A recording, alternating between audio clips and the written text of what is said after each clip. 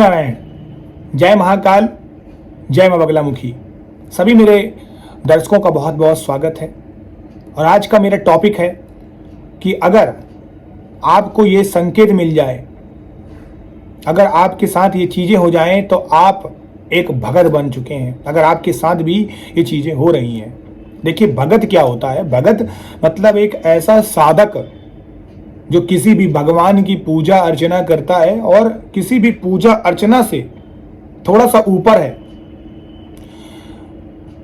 हर चीज का संकल्प लेकर नियम पूर्वक जो मंत्रों का जाप करे, जो अभ्यास करे, जो अपने स्पिरिचुअल जगत में आगे बढ़े और हर बार कुछ नया प्राप्त करे, वही भगत है। भगत मतलब एक साधक जो किसी चीज को साध ले। किसको साधेगा? वो मंत्र को साधेगा। और मंत्र के अधीन है देवी देवता।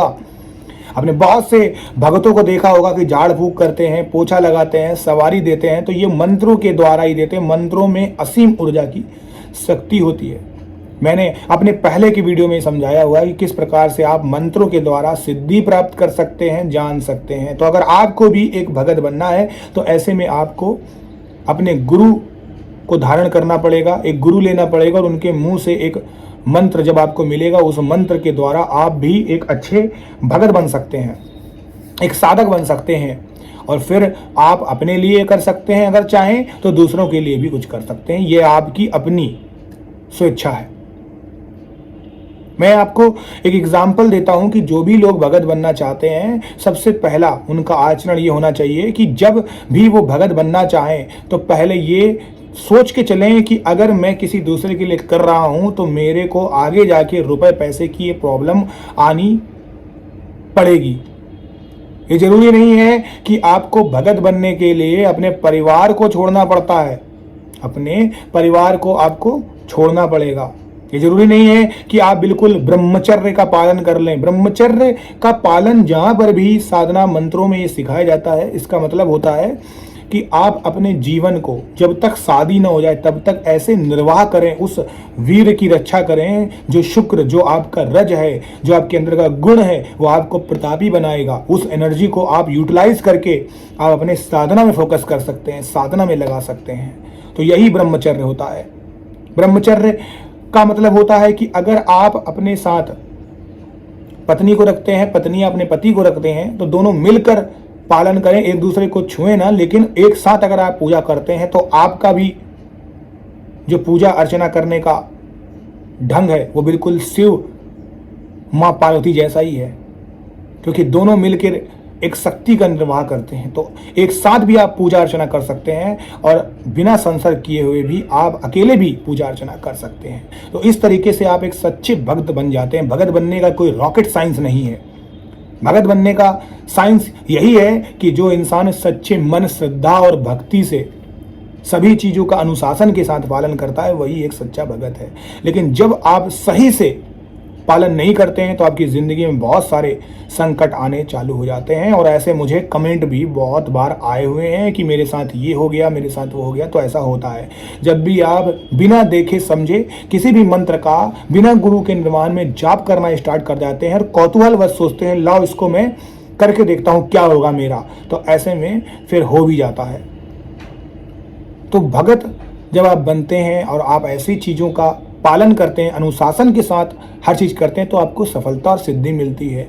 और जब सफलता और सिद्धि मिलती है तो बहुत सारे चीज़ें आपके साथ होती हैं, बहुत सारी घटनाएं होती हैं। जैसे पहले घटनाएं यही होंगी कि आपको देवी देवता के बहुत सारे दर्शन स्टार्ट हो जाएंगे, सपने में होंगे, आपसे कभी कभी देवी देवता बात करेंगे, आपको चीज़ों का आभास होगा आपके आसपास कि ऐसी चीज़ें मेरे साथ हो रही हैं। और सबसे इंपॉर्टेंट चीज़ यही होगी कि आप जो भी बोलेंगे वो सच होने लगेगा। उस मंत्रों को आप परख भी सकते हैं। आप उस मंत्र से बोलिए, काम कराइए, फूंक मारिए, हो जाएगा।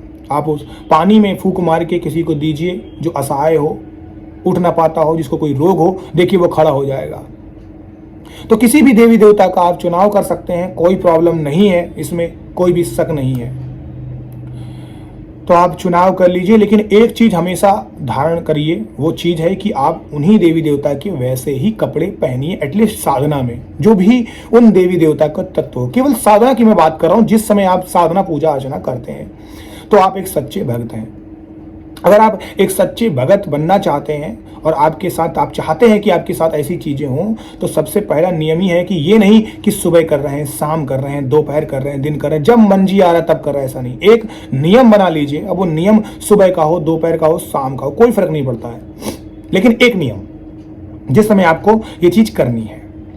तो इस तरीके से नियम से अगर आप काम करेंगे तो आप एक सच्चे भक्त बन चुके हैं। आपके अंदर ये गुण आ चुका है। जिस दिन आप भगवान की भक्ति में ही लीन हो जाएंगे, आपको फर्क नहीं पड़ेगा कि कौन क्या कर रहा है। जिस दिन आपके पास समय केवल भक्ति करने का ही बचेगा, आप कहेंगे बस मुझे यही करना है, तो आप कर ले जाएंगे। ब्रह्मचर्य का मतलब मैंने समझा दिया। भगत बनने का मतलब ये नहीं होता है कि आप संन्यास ले लें, बिल्कुल एकदम मोक्ष की प्राप्ति चले जाएं। देखिए, संन्यास, मोक्ष और ब्रह्मचर्य सब चीजें अलग अलग टॉपिक हैं। कभी भी अध्यात्म हमको ये नहीं सिखाता है कि बस आप मोक्ष प्राप्त कर लें और सब परिवार छोड़ दें। ये परिवार हो गया। आप अगर पत्नी हैं तो पति की जिम्मेदारी है, और अगर आप पति हैं तो आपकी पत्नी की जिम्मेदारी है, अगर आपके बच्चे हैं तो उनकी जिम्मेदारी है, माता पिता की जिम्मेदारी। जिम्मेदारियों से कभी मुंह नहीं मोड़ना चाहिए, क्योंकि ये आपका कर्म है और कर्म हमेशा भगवान से ऊपर होता है। जब आप कर्म सही करेंगे ना, तो ही आपके घर में मथुरा और काशी होगी। ये बात याद रखिएगा। अगर मन चंगा तो कटौती में गंगा। अगर आपका मन सही है, साफ है, अच्छा सोचता है, तो वही गंगा आएगी कटोरी में, वरना कीचड़ ही हर जगह है। तो अपने कर्म, अपने इरादे सही रखिए, पहले अपनी सोच को सही रखिए, तो ही आप एक सच्चे भगत है। तो ये गुण जिस दिन आपके अंदर आ गया कि मैं सही कर रहा हूं, मेरा ये कर्म है, मेरे को ये काम करना है। अपनी पूजा और साधना को भी एक कर्म ही मानिए, इसे अपनी डेली रूटीन में शामिल करिए। यही भगवान कहते हैं। भगवान ये नहीं कहते कि आप हर दिन अगरबत्ती लगा के ओम नमः शिवाय करते रहो, ऐसा नहीं है, बिल्कुल गलत तरीका ये। आपको ओम नमः शिवाय मंत्रों का एक नियम बनाना चाहिए। अगर कोई 1,25,000 जपता है और आप सिर्फ 100 बार जपते हैं, लेकिन मन से जपते हैं, तल्लीन होकर जपते हैं, ध्यान मुक्त होकर जपते हैं, और उसकी सांसों के साथ आपके मंत्र चलता है, तो आप उससे भी ऊपर हैं। यही सफलता, सिद्धि प्राप्त करने का नियम है। यही आप एक सच्चे भक्त हैं। तो दिखावे के लिए कोई चीज़ मत करें। एक नियम बनाए, मुझे इस समय ब्रश करना है, मुझे इस समय खाना खाना है, मुझे इस समय व्यायाम करना है, मुझे इस समय साधना करनी है, पूजा अर्चना करनी है, माँ बाप की सेवा करनी है, घर का काम करना है। आप एक सच्चे भक्त हैं। यही सही तरीका होता है शास्त्र का। तो अगर आपको एक सच्चे भक्त बनना है, इन सारी चीज़ों का पालन करें, आप भी एक सच्चे भक्त बन चुके हैं। नमो नारायण। जय महाकाल। जय मां बगलामुखी।